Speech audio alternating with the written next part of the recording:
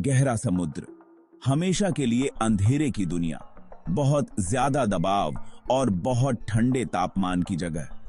यह धरती पर ही एक अलग ही दुनिया है, रहस्य और अजूबों से भरी हुई। हमने इस विशाल दायरे के एक छोटे से हिस्से को ही एक्सप्लोर किया है। इसकी गहराई में क्या राज छुपे हैं? इस एक्सट्रीम एनवायरनमेंट में कौन से जीव रहते हैं? गहरा समुद्र हमें इसके रहस्यों को जानने के लिए बुला रहा है। एक ऐसी दुनिया की कल्पना करो जहां सूरज की रोशनी नहीं होती, जहां जीवन धरती के गर्भ से निकलने वाली गर्मी पर निर्भर करता है। ऐसे जीवों की कल्पना करो जिनके शरीर बायोल्यूमिनेसेंट हों, जो अंधेरे में चमकते सितारों की तरह दिखते हैं।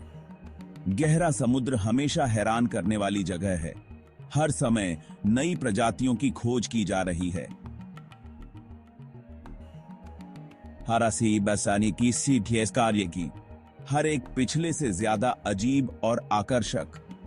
गहरा समुद्र कोई अलग दुनिया नहीं है। यह हमारी दुनिया से उन तरीकों से जुड़ा है जिन्हें हम अभी समझना शुरू कर रहे हैं। हम जमीन पर जो करते हैं उसका असर गहरे समुद्र पर पड़ता है, और गहरे समुद्र के स्वास्थ्य का असर हमारे पूरे ग्रह के स्वास्थ्य पर पड़ता है। गहरे समुद्र में जीवन वैसा नहीं है जैसा हम जमीन पर जानते हैं। जीवों ने बहुत ज्यादा प्रेशर में पूरी तरह से अंधेरे में रहने के लिए खुद को ढाल लिया है। एंगलर फिश जैसे कई जानवर बायोल्यूमिनेसेंस के जरिए अपनी रोशनी खुद पैदा करते हैं। यह भयानक चमक उन्हें अपने शिकार को आकर्षित करने और अंधेरे की गहराई में बातचीत करने में मदद करती है। ट्राइपॉड फिश जैसी कुछ मछलियों के पंख लंबे और पतले होते हैं। ये स्टिल्ट्स की तरह काम करते हैं, जिससे वे सी बेड पर टिक कर बैठ सकते हैं और अपने खाने का इंतजार कर सकते हैं। गल्पर ईल जैसे जीवों के मुंह बहुत बड़े होते हैं। ये अपने से कई गुना बड़े शिकार को भी निगल सकते हैं। शायद गहरे समुद्र का सबसे मशहूर जीव जायंट स्क्विड है। डिनर प्लेट्स के आकार की आंखों वाला यह विशाल जानवर कभी कहानियों का हिस्सा हुआ करता था। अब डीप सी एक्सप्लोरेशन की बदौलत हम इस मायावी जीव के बारे में और जानने लगे हैं। घी की सीरीबा है। गहरा समुद्र कोई सपाट बंजर मैदान नहीं है। यह ऊंचे पहाड़ों, गहरी खाइयों और सक्रिय ज्वालामुखियों की दुनिया है। वास्तव में धरती की ज्यादातर ज्वालामुखी गतिविधि पानी के भीतर होती है। ये ज्वालामुखी हाइड्रोथर्मल वेंट्स बनाते हैं, जो बहुत ज्यादा गर्म पानी और रसायनों को बाहर निकालते हैं। हैरानी की बात है कि इन वेंट्स के आसपास जीवन फलता फूलता है। कीमोसिंथेसिस नामक प्रक्रिया में बैक्टीरिया वेंट से निकलने वाले रसायनों का उपयोग ऊर्जा बनाने के लिए करते हैं। यह जीवों के एक पूरे इकोसिस्टम को सपोर्ट करता है, जिसमें विशाल ट्यूब वर्म्स, अंधे झींगे और भूतिया सफेद केकड़े शामिल हैं। हाइड्रोथर्मल वेंट्स के आसपास जीवन की खोज ने धरती पर जीवन के बारे में हमारी समझ को बदल दिया। इसने दिखाया कि जीवन बिना सूरज की रोशनी के सबसे एक्सट्रीम एनवायरनमेंट्स में भी मौजूद हो सकता है। कुछ वैज्ञानिकों का मानना है कि धरती पर जीवन की शुरुआत इन्हीं डीप सी वेंट से हुई होगी। हमारे ग्रह की जलवायु को नियंत्रित करने में समुद्र महत्वपूर्ण भूमिका निभाता है। यह एक विशाल हीट सिंक की तरह काम करता है, जो सूरज से भारी मात्रा में गर्मी सोख लेता है। समुद्री करंट्स इस गर्मी को दुनिया भर में फैलाते हैं। समुद्र वातावरण से कार्बन डाइऑक्साइड को भी सोख लेता है। जैसे जैसे समुद्र ज्यादा कार्बन डाइऑक्साइड सोखता है, यह ज्यादा अम्लीय होता जाता है।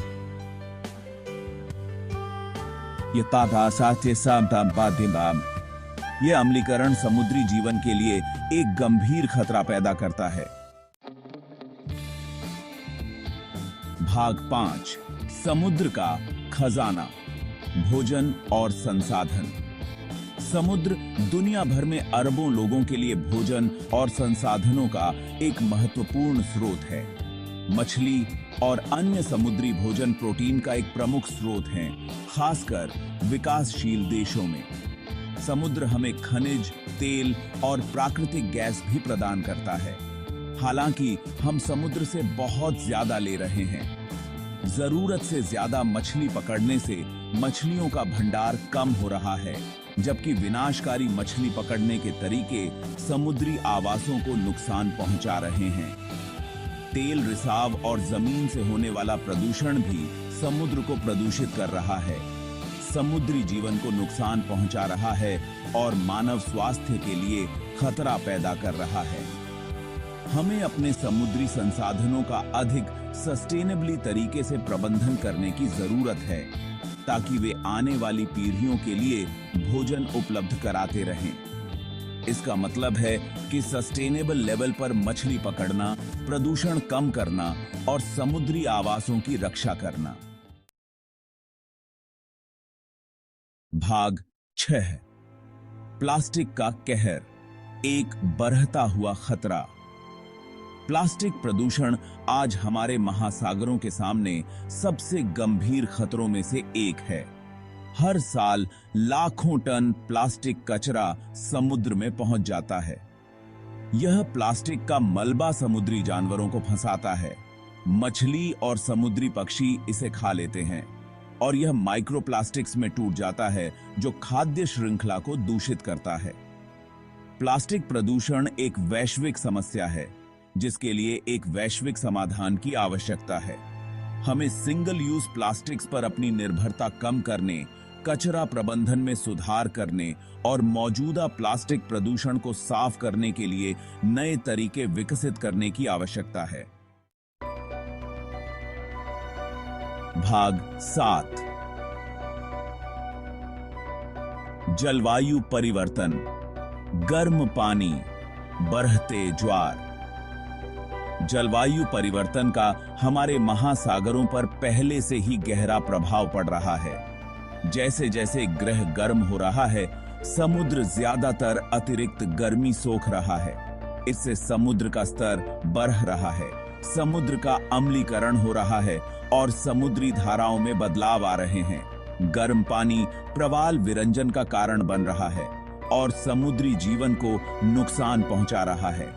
समुद्र का बढ़ता स्तर तटीय समुदायों और पारिस्थितिक तंत्रों के लिए खतरा है।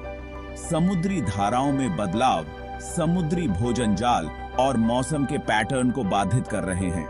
हमें ग्रीन हाउस गैस उत्सर्जन को कम करके और लो कार्बन अर्थव्यवस्था में बदलाव करके जलवायु परिवर्तन से निपटने के लिए तत्काल कार्रवाई करने की आवश्यकता है।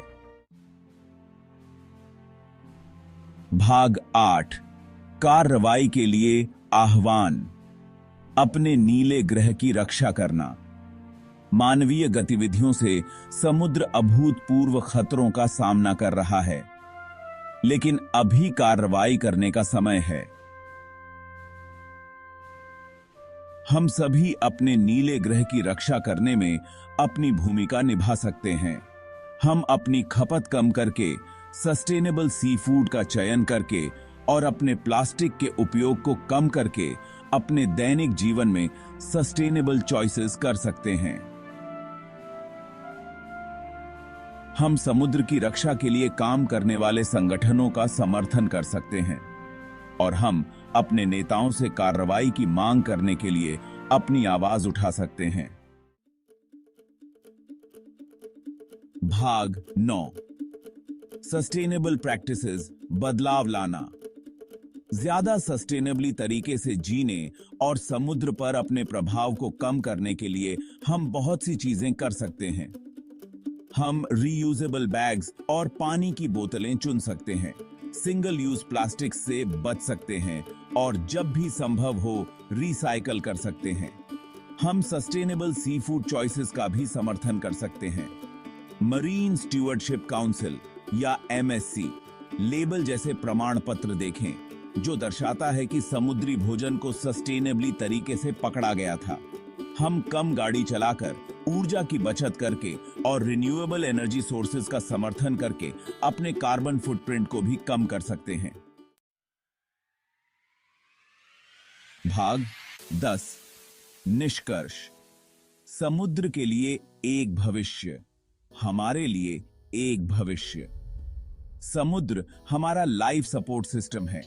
यह हमें भोजन, ऑक्सीजन प्रदान करता है और हमारी जलवायु को नियंत्रित करता है। समुद्र का भविष्य हमारे अपने भविष्य से जुड़ा हुआ है।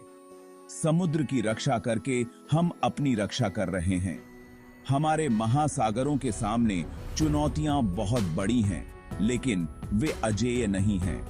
साथ मिलकर काम करके हम समुद्र के लिए और आने वाली पीढ़ियों के लिए एक स्वस्थ भविष्य बना सकते हैं। आइए हम सब समुद्र के रक्षक बने। इस अनमोल संसाधन की रक्षा अपने लिए और धरती पर मौजूद सभी जीवन के लिए करें।